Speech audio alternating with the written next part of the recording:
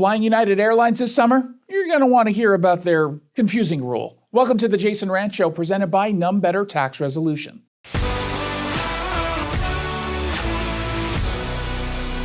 United Airlines is updating its check-in policy for domestic flights starting on June 3rd.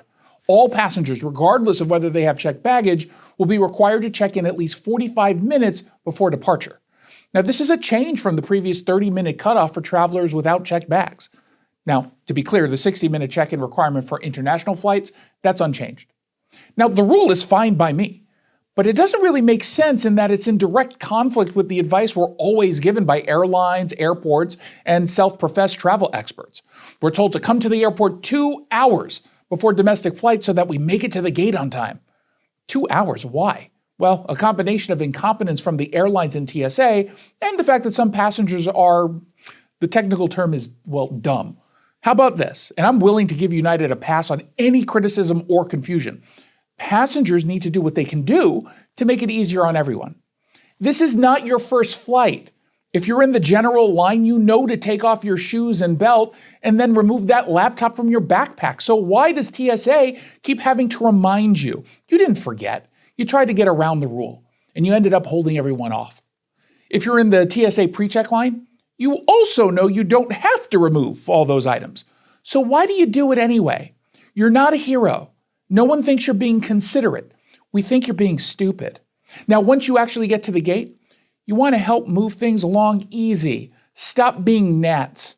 You hang out crowding the gate when you're in zone F. You're not being called up first. You're being called up last. You know that. So why are you crowding the gate, making it more difficult for everyone getting on before you to actually get onto the plane? You're holding up the flight. We're not going to take off without you, although I wish we would. Air travel would be considerably less nightmarish if we use just a little bit of common sense. I'll see you on my next flight to Vegas is coming up in a few weeks, so please just get out of my way.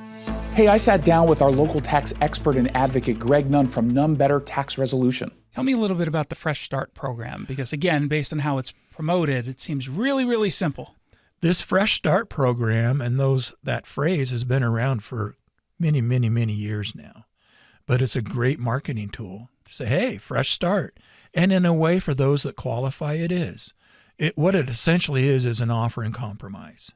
And to get that, there's two main criteria a person must qualify for. One, they must have limited or no equity in assets. So generally, anyone in the Puget Sound region that owns a home and has for several years, they're going to have a lot of equity. They won't qualify.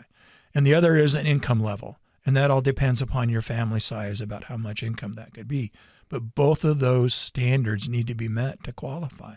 Most people do not. If you're having trouble with the IRS, then call Greg Nunn of None Better Tax Resolution.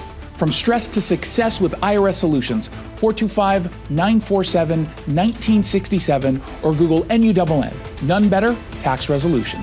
Did you like that commentary? Great. Make sure you subscribe to the podcast of The Jason Rantz Show. You can get it at KTTH.com or wherever it is you download your podcasts.